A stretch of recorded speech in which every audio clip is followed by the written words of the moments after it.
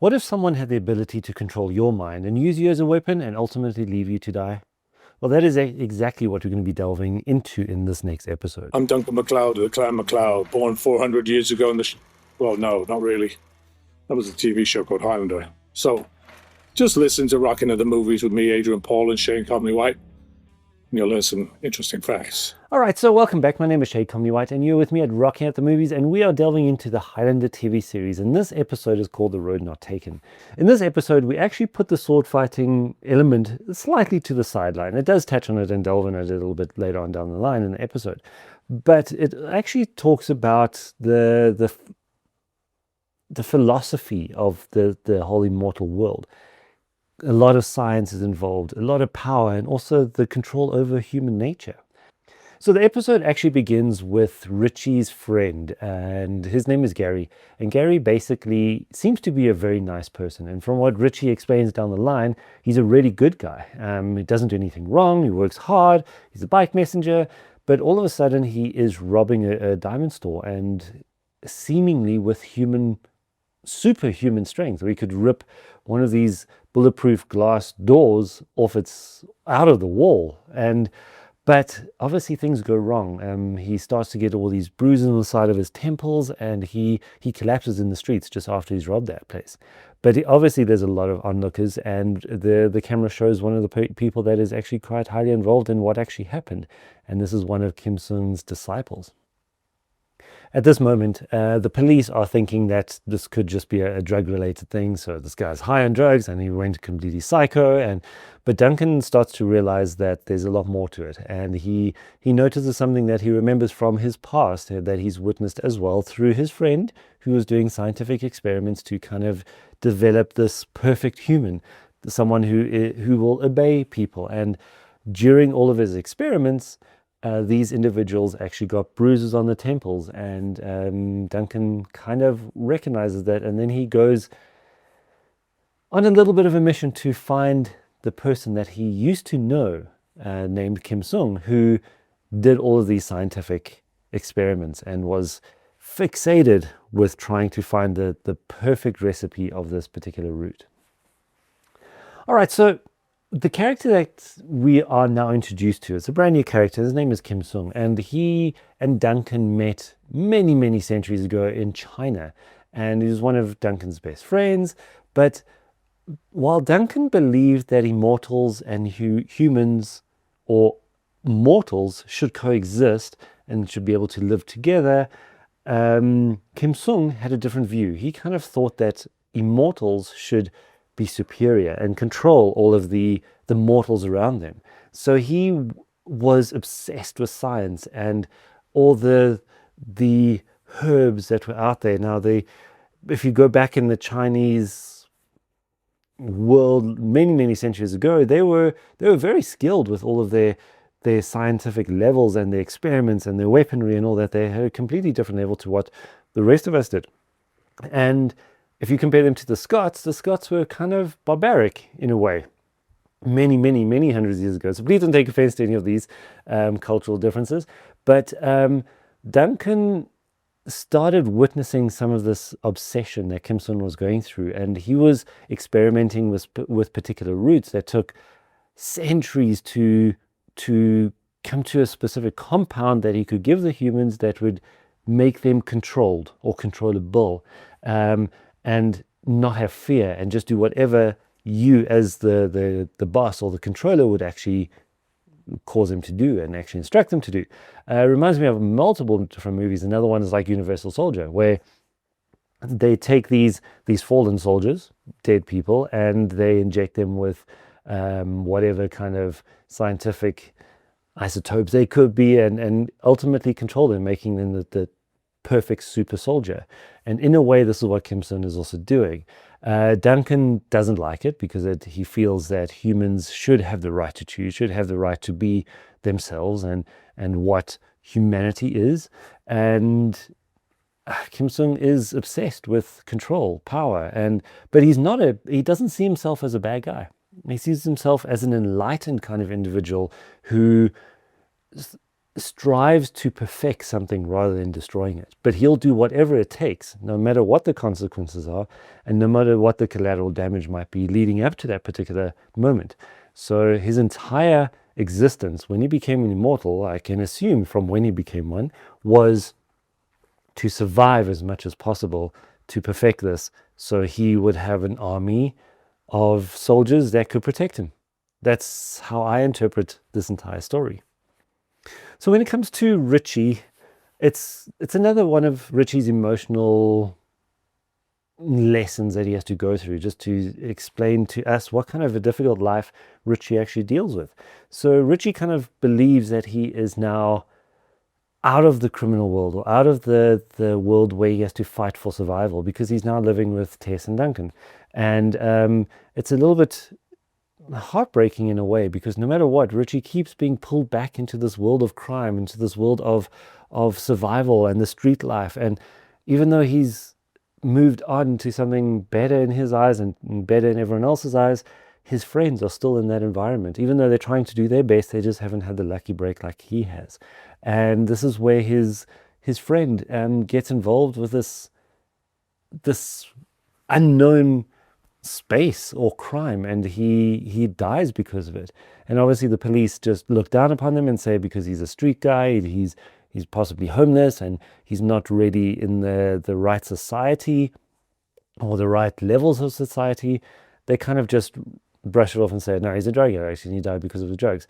So Richie goes through that emotional play of, no, he actually wasn't a drug addict. He was a great guy. He was working hard to try bring himself out of the difficult life that they were living in. And Richie, he has to kind of balance all of this and try to understand, why did this happen to such a good guy when it should kind of happen to all the bad guys in a way. He just can't understand it, and it takes Richie through a little bit of an emotional battle. So we are also introduced to a new character, and this is Angie. Angie is one of Richie's old friends from his old neighborhood and his old life that he was living.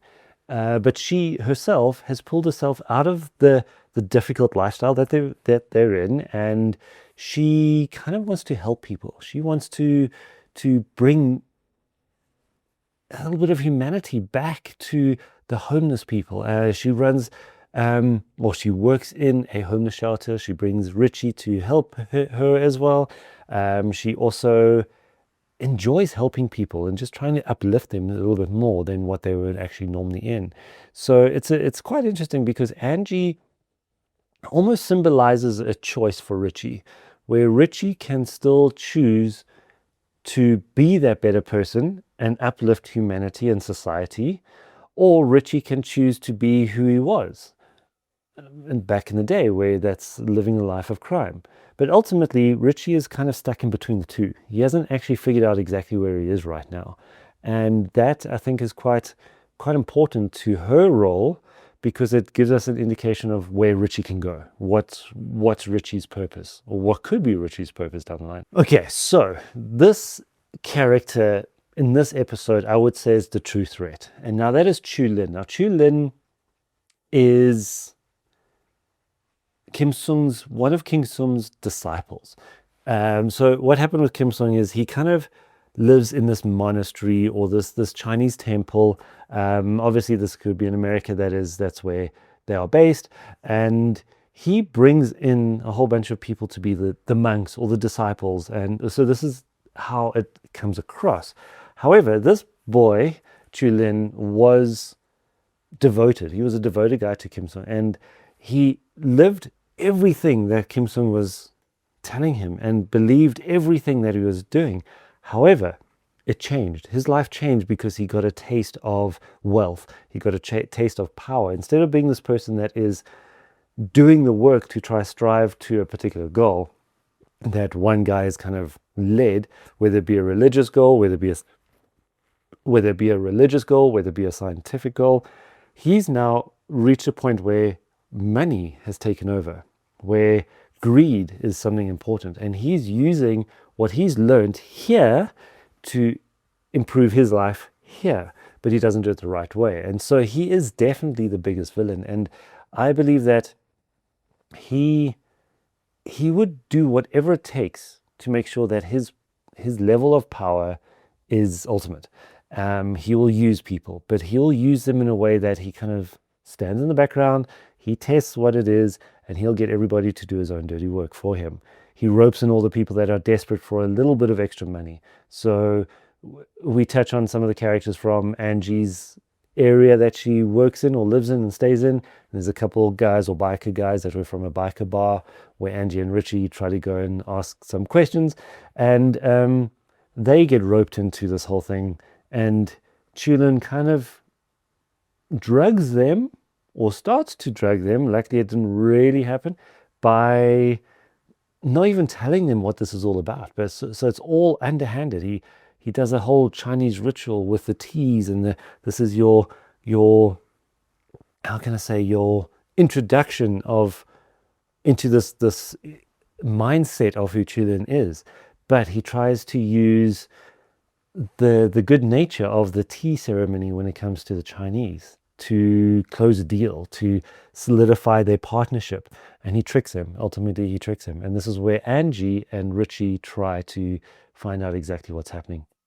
Right, in this episode, this is where we actually see a completely different side of Duncan MacLeod. And his morals show him what's right and wrong. He doesn't really believe in the gray area at this particular moment because it's either good or it's bad. It's either right or it's wrong. It should be done or it shouldn't be done. That is who Duncan is. And this episode kind of shows you how, because of his morals and because of his beliefs and because of his steadfast nature to be as good as possible, he will do what he needs to do to make sure that he is that, or people around him stay in that same space. So he was a friend of Kiem Sun from many, many years ago, centuries ago in China. And they had this friendship, but he always had this thing about him like he wasn't 100%. He wasn't always on the right path. He wasn't always doing the best and the good thing, even though Kiem Sun thought he was. At this particular time, Duncan now had an experience where this touched home. And home for him now is Richie. And this hurt Richie. Now this is starting to impact his circles and his closer circles. So now he has to act. He has to take control of the situation. And this is where he stands up against Kiem Sun. He puts aside his friendship to a degree, and he becomes a little bit more firm. And he gives an ultimatum. It's like, you either stop this, or we're going to clash swords. And Duncan doesn't want to do that, because ultimately it's his friend. But if he isn't going to stop doing the wrong thing, Duncan has no choice but to actually take that next step. So Kiem Sun, thankfully, at this particular time, helps Duncan track down and find out where Chu Lin actually is. And ultimately saving Richie Ryan and everybody else in that environment that was almost caught up in that. But it's actually quite interesting to see how it all spans out, because Kiem Sun has one goal in mind, and that's to get this last particular herb that is almost running out. You can't get it again. And he wants to just recover what was stolen from him. And that's what Chu Lin did. Duncan is kind of played a little bit by Kiem Sun. And he thought that Kiem Sun was actually there for the right reasons, but ultimately he wanted what he wanted back from Chu Lin. So it's very interesting how this plays out, but it actually shows me something that I've realized in my life, where as much as you want to always have people around you to be your friend, to be your family and all that, everyone has their own choice. And it's not easy to make them follow what you want or what your beliefs are. Like, for example, I love Christmas. Christmas is one of my biggest things. And my family was all about the tradition of Christmas. But my brothers aren't. They prefer being by themselves and not really doing the Christmas thing because maybe it's too childish or whatever else, or maybe too much of an effort. But for me, it's it's one of the times of the year where you can actually enjoy the decorations and all that. I'm getting into a completely different space right now in my life. But so this is where I resonate a little bit more with Duncan MacLeod, because he kind of has to make a decision of how his friendship is going to continue. The friendship with Kiem Sun. Is it going to be friends again? Is he going to forgive him for whatever has happened and all the bad side effects that have actually happened to humanity because of his scientific experiments? Or is he going to break away from a friendship that he knew for centuries? Ultimately, and this is something that I feel as well, when it comes to Duncan, he's almost destined to be alone. Because if you think about his life, his immortality, and what happens to everyone else, we live our lives to a certain age, and then that's it, we die. But now here's someone who continues past that generation, to the next generation, to the next. So ultimately, he is destined to be alone unless he gets killed in the games. All right, so in today's episode, again, it's a road not taken. So which path would you choose to take? The right one or the wrong one or the gray one? And a couple questions that you can actually ask yourself, and I'd like some comments in these to see what your answers would be. Is one of them is, how much power is too much power? And how far should someone go to survive? What are your thoughts? How would you define those two, and what would be the best answer for that as well? All right, everybody, thank you so much. I really appreciate your viewership and following what I'm doing, and I hope that you're enjoying the videos that I'm putting out there. Like I say, there's going to be so many different episodes that are going to be coming up. This is episode number 3, and we have got a lot. There's 119 Highlander episodes that we're going to get to. Don't forget to watch the next episode, which is going to be majority about Kiem Sun and everybody, all the villains in this episode itself. So we're going to break those down. And down the line, we're going to be launching some of the interviews that I've already done. I'm just waiting for the perfect time so it can actually fit into the exact story and hopefully match the episode that we're talking about. Plus, we're going to be doing some breakdowns on some of the music that is played in Highlander. Most of the songs, especially the intro song, is done by Queen, which is fantastic. It's one of the best songs, I would say. One of the best songs, I would say, that is played in this entire series. And there's so many new exciting things that we're actually going to be launching. If you do not know, I run a stunt team. I actually teach stunts every single week to a whole bunch of actors here where I live.